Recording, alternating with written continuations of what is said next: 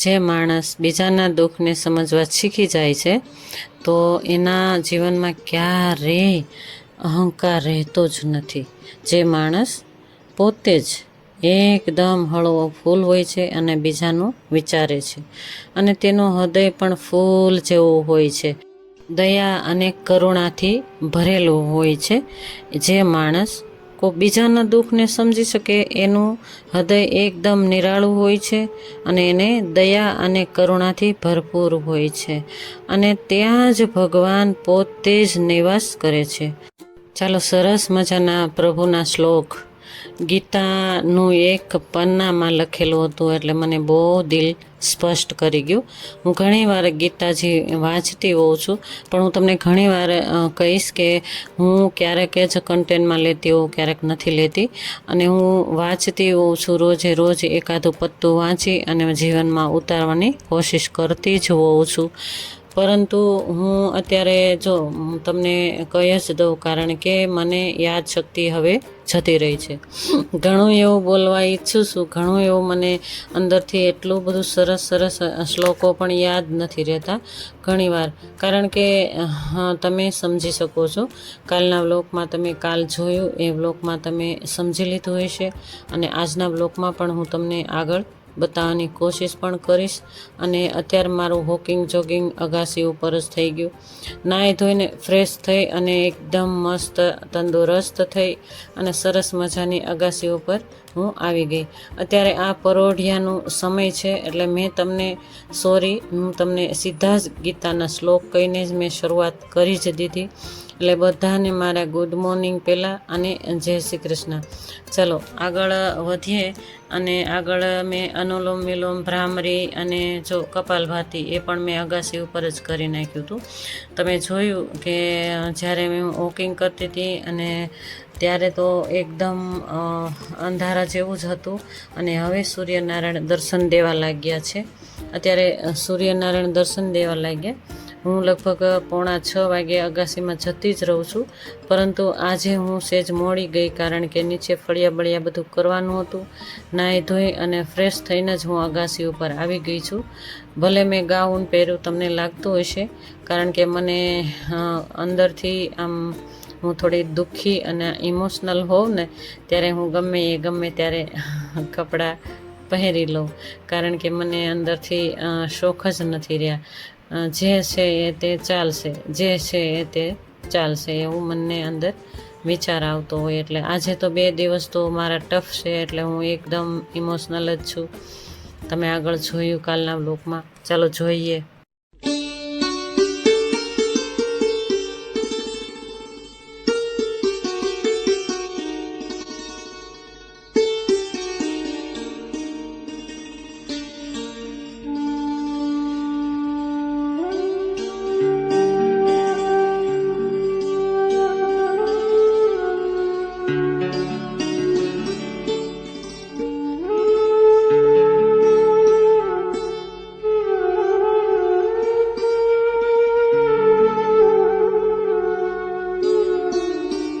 ચાલો દીવાબત્તી મસ્ત મજાના થઈ ગયા, સરસ મજાના માતાજીને. અને અત્યારે આજે નાસ્તો બનાવવાનો હતો મસાલા ભાખરી એટલે મસાલામાં તો ખાલી જીરું જ નાખ્યું હતું. તમે આગળ જોયું, મીઠું જીરું અને લોટ બાંધી નાખ્યો હતો. મસ્ત એવું તેલનું મોણ સરસ મજાનું દઈને લોટ બાંધી નાખ્યું. અને મારા હસબન્ડ તમને બધાને હેલો જય શ્રી કૃષ્ણ કહે છે. ચાલો ચા નાસ્તો આજે મેં બનાવી જ નાખ્યો. થોડી વાર સાફ સફાઈ કરી ઘરની અને પછી મને એમ થયું કે બાજરીનો લોટ નથી એટલે બાજરીનું દરણું લઈને બેસી ગઈ. ચાલો દરણું મસ્ત મજાનું કરી નાખી. સાફ જ હતું. જો બાજરી એટલી મસ્ત સાફ જ હતી છતાં પણ એમ થાય કે સૂપડું લઈ અને પ્રાહટું કરી નાખીએ. જો આ મેં મકાઈ નાખી છે. જુવાર ખલાસ થઈ ગઈ હતી એટલે મિક્સ મકાઈ અને બાજરી અને જુવાર અમે ત્રણેય મિક્સ કરતા હોઈએ છીએ દર વખતે, પરંતુ જોયું તો મકાઈ ખલાસ થઈ ગઈ હતી એટલે દરણું પણ દઈ દઈએ. સરસ મજાનું સાફ સુથરું કરી અને જોઈ લીધું. ઘરની અંદર જ મેં ઝાપટીને 2-2.5 કિલો જેટલા બાજરી આપી દીધી અને સેજ નીચે ધૂળ તો હતી જ નહીં, બિલકુલ કચરો હતો અને સેજ ઝીણા દાણા હોય એ હું પક્ષીઓને નાખી દેતી હોઉં છું. ચાલો ઝાટકીને ભરી દેવાનું. 2.5 કિલો જ દળાવવાનું છે. એટલે આગળ જોઈએ શું છે એ મારું રૂટિન તો આ ટાઈપનું રોજિંદું હોય છે. એકાત્રે ને એકાત્રે હું કાચ પણ લૂછતી હોઉં છું. કાચ એકદમ સરસ મજાનું પોતું ધોઈ નાખીએ અને એકદમ કાચ ઘસીને સાફ કરી નાખતી હોઉં છું. અને એમાં લિક્વિડ નાખ્યું હોય એટલે એકદમ ચોખ્ખું થઈ જાય.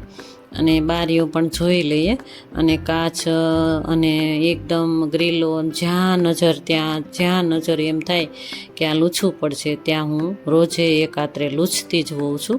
ક્યારેક હું તમને બતાવતી હોઉં છું, ક્યારેક ન બતાવું. અને આ પોતું કોરું પોતું અને ભીનું પોતું બે મરાય, પણ આ પોતું એકદમ સરસ સાફ સુથરું છે એટલે હું આ એક જ પોતું મારું છું. એકવાર આગલા દરવાજે ધોઈ નાખ્યું હતું. આગળના દરવાજાને લીધું મેં પછી.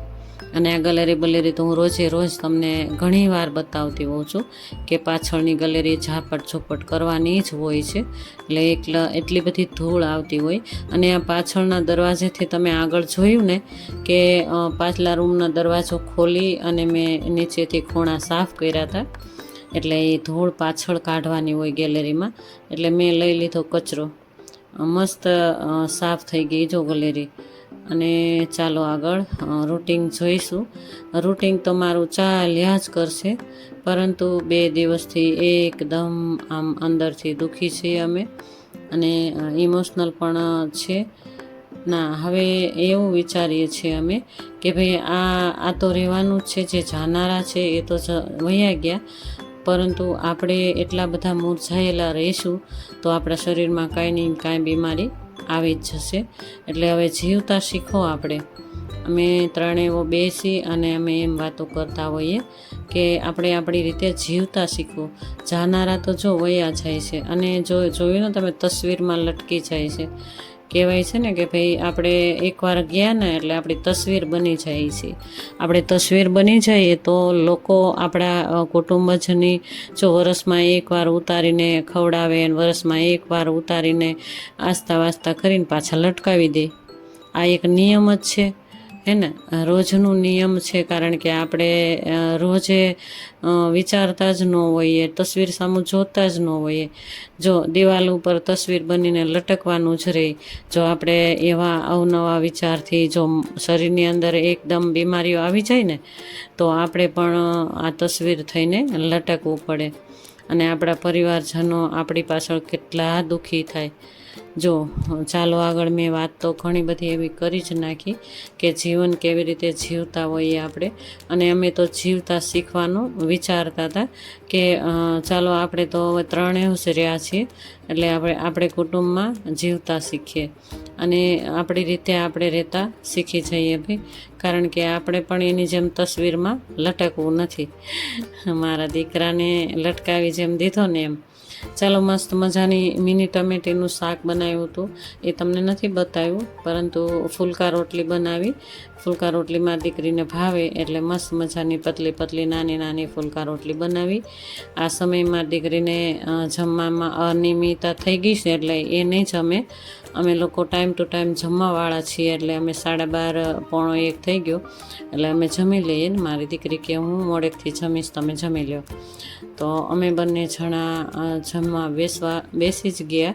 જો દહીંનું ઘોળવું છે અને કાચું મરચું ખાવું હતું મારા હસબન્ડને, એટલે એ પણ મેં રાખી દીધું. અને મિની ટમેટાનું શાક, સેવ ટમેટાનું શાક કહેવાય, અને અથાણું રોટલી બનાવીને જમી લીધું. જમી અને વાસણ બધું કમ્પ્લીટ કરી લીધું. અને આ સમયે 2:30 કે 2:45 થવા લાગ્યા હતા. ત્યારે મારી દીકરી હતી એટલે અમે કંઈ સૂતા ના હોઈએ. ચાલો આજે મેં કીધું કપડાં પણ સંકેલીને બતાવી દઉં અને કપડાનું કામ પણ પતાવી દઉં. કારણ કે અડધા હજી સુકાતા હતા દોરીએ અને અડધા જ મેં લીધા. જો હાથે ધોઈએ ને તો થોડી વાર લાગે, જો કે વાર ન લાગે પણ સેજ ભીના હોય ને ત્યાં રહેવા દઈએ એમ. આવા તડકા પડે છે એટલે વાર તો ન જ લાગે, સુકાઈ જ જાય. પરંતુ જાડા હોય ને અમુક હોય ને તો એને રહેવા દીધા હોય. અને આટલા જ કપડાં હતા એટલે આટલા સંકેલવા બેસી ગઈ. અને આ સમયે મારી દીકરી સામે બેઠી હતી અને મમ્મી દીકરી વાતો કરતા હતા. અને વાતો કરતા હતા કે મમ્મી હવે આપણે જીવતા શીખો, આપણે ત્રણેય જણા જ છીએ, આપણે કાંઈ આપણે વિચાર્યા વગરનું આગળનું વિચારો. ચાલો મસ્ત મજાના કપડાં પણ સંકેલી લીધા. આગળ જોઈએ શું છે એ રૂટીન.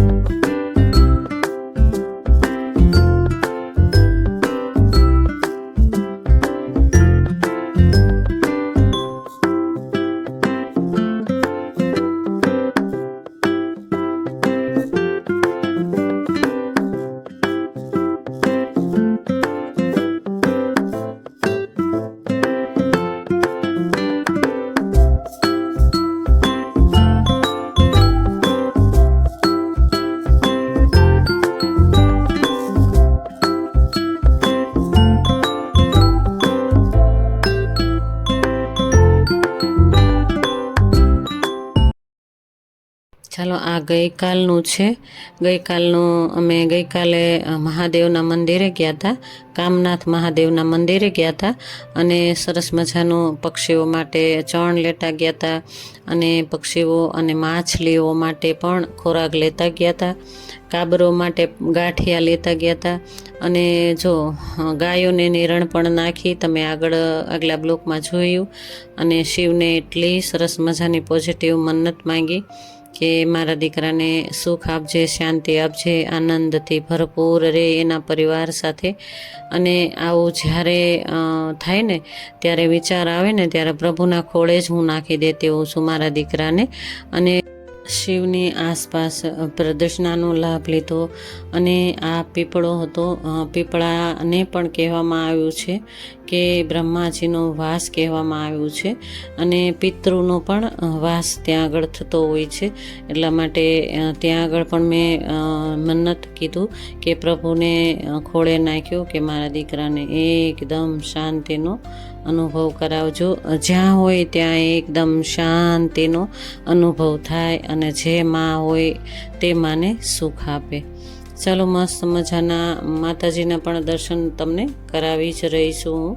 અને સરસ મજાનો અમે ખૂબ સરસ મજાના ગણપતિ બાપા હતા અને ત્યાં આગળ હનુમાનજી બાપા પણ હતા અને કાળક્યા માનું પણ દર્શન તમે કર્યા. અને ઘરે આવી અને અમે એવો વિચાર કર્યો કે મારા દીકરાને સૂકી ભાજી અને પૂરી અને રસ, એ લાસ્ટમાં જ્યારે એનું મૃત્યુ થતું હતું ત્યારે બોલતો હતો કે મમ્મી પૂરી બનાવો અને રસ બનાવો, રસ મારે ખાવું છે. એટલે મને યાદ આવ્યું કે મારી દીકરીને મેં કીધું બેટા આપણે જાતે જ બનાવી અને નાના ભૂલકાઓને જમાડી આવીએ. આવો વિચાર મેં કર્યો કે ઝૂંપડપટ્ટીમાં છોકરાઓ જે રહેતા હોય એને આપણે જમાડી આવીએ આપણા હાથે જ બનાવીને. તો લગભગ 100 ઉપર છોકરાનું મેં રસોઈ બનાવી. સરસ મજાની સૂકી ભાજી છોકરાઓને બહુ જ ભાવી. અને આ સરસ મજાનું જો મોટું તપેલું ભરી અને અમે સૂકી ભાજી બનાવી અને મમ્મી દીકરી બંને જો મળી અને પૂરી બનાવી મસ્ત મજાની. મારી દીકરી અને મારા હસબન્ડ પણ થોડી ઘણી મદદ કરાવતા જ રહી છે. એટલે પૂરી મારી દીકરીએ બનાવી અને મેં સૂકી ભાજી બનાવી. અને રસ તો અમે બહારથી જ લીધું હતું કારણ કે એટલું બધું રસ જોવું જોઈએ. એટલે ઠંડુ હોય તો છોકરાઓને હાંસ કરે તો મારો દીકરો ખુશ થાય, એવો વિચાર અમને બંને મમ્મી દીકરીને આવ્યો. એટલે ઝૂંપડપટ્ટીમાં જે છોકરાઓ ગરીબ છોકરાઓ રહે એના માટે મસ્ત મજાની સ્વસ્થતાથી અમે પૂરી અને સૂકી ભાજી અને રસ ત્રણેય જ વસ્તુ લઈ અને ડબ્બો ભરી અને સૂકી ભાજી મોટો ડબ્બો ભરીને લઈ ગયા. અને બંને મમ્મી દીકરીએ મદદરૂપ થઈ અને આ કાર્યમાં આગળ વધ્યા અમે. અને જો તૈયાર થઈ ગયું છે, હવે જઈને છોકરાઓને જમાડી આવ્યા. સૂકી ભાજી કેટલી મસ્ત સ્વાદિષ્ટ થઈ છે.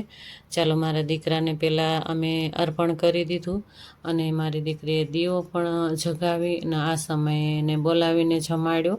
કહેવાય છે ને કે એને અંદરથી વિચાર કરી અને બોલાવ્યો કે ભાઈ તું જમી લે, તારી ભાવતી રસોઈ અમે આજે તો આખો દિવસ એની ભાવતી રસોઈ જ બનાવી છે.